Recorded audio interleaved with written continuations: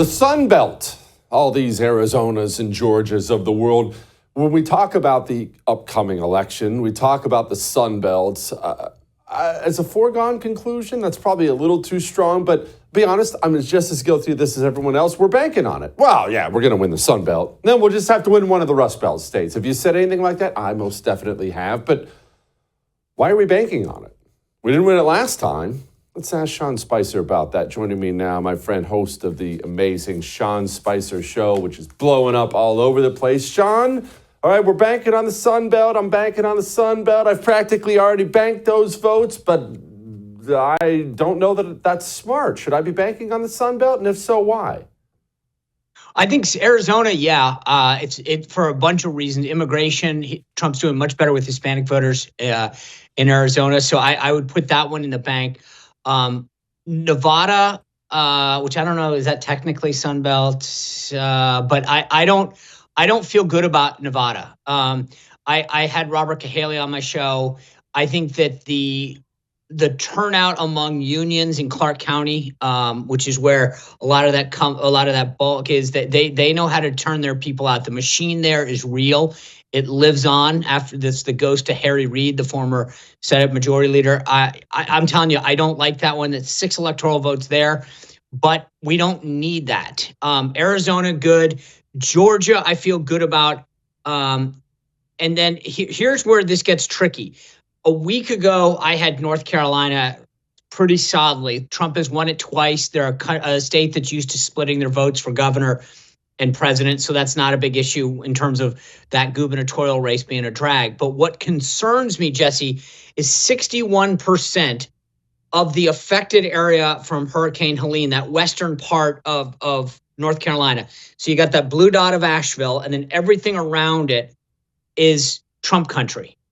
And if you think about it, it makes sense. Everything you're worried about, food and water and clearing, the road and maybe getting some shelter back. And these, not only are these citizens, but the governments, the local municipalities there, they don't know how they're going to vote. We still got time to do it, but that's a big chunk of vote that you have to worry about. And I don't mean to be crass when people are suffering, but it's a political reality. And that concerns me. Now, if we want to move up a little north, I feel very good. We've always said if he carries that Sun Belt area, right? Not even Nevada. If he can carry Georgia, North Carolina, Arizona, then all he has to do is pick off one of the rust, that sort of blue wall, right? I will tell you this right now. I made a prediction. We do a thing on my show every Wednesday called The Road to 270, where I go through every single state and the District of Columbia. We never forget D.C. Don't worry, D.C., we got you. And I have Trump at 306 electoral votes right now. I believe that all 3 blue wall states will fall to Trump. Michigan trending his way, Wisconsin trending his way, and Pennsylvania. And it's not like, hey, Sean, you're just guessing on this. The voter registration, if we start in Pennsylvania alone, has been cut by over half. So when Trump ran in 2016, they brought it down 300,000 to 2020. It is now down another 300,000 in terms of new registrations. The people who newly register to vote, rather, these people, you don't go out and register to vote and then not vote, right? You may do it and then in 2 cycles not vote. So these are highly motivated people that have registered Republican. They've closed the gap in Lucerne County, in Fayette County. Republicans now outnumber Democrats for the first time in decades. So the trend in Pennsylvania, when you actually look at the data, not just, a gut feeling or yard signs, is very good. In Michigan, same thing. You look at the private polling of Congresswoman Alyssa Slotkin, who's running against Mike Rogers there. She had a private call with donors that got leaked, and she said, Kamala Harris is upside down in my polling. That's a problem.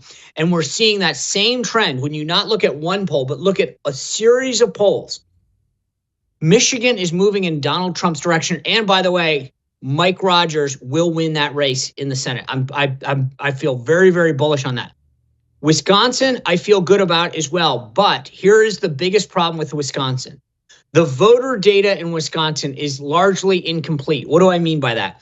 They don't require voting history or age on there. So when you go look at Wisconsin and try to get a better handle on creating a model to figure out how people are voting, it's much, much harder. The nice thing is Donald Trump in particular has overperformed in Wisconsin the last 2 cycles. You saw Ron Johnson overperform there in 2022. So if we go into Wisconsin tied, and we're tied 30 days out, that's a win for Donald Trump. So I feel very good about the direction. Now, like anything else, it's like a weather report, Jesse. You could check back in 3 days, and this is my shameless way of getting back on your show, is it's like the track of a storm. It can change. Right now, where things stand, that's where I think things come out. Now, in politics, it's like riding a wave. You want to be cresting with the wave as it goes into shore, not trying to hold it back. And Kamala Harris's team is holding that wave back, saying, please don't crash, please don't crash. Donald Trump is on the top of that wave surfing in. If he can keep this thing going, as I said, I think he wins with 306 electoral votes. There's so much I want to get into with you there. I realize we are obviously limited on time, but we still have It's the Jesse Kelly show. To me first about, it's the Jesse Kelly show. That's right. You just say how much time you want. That's right.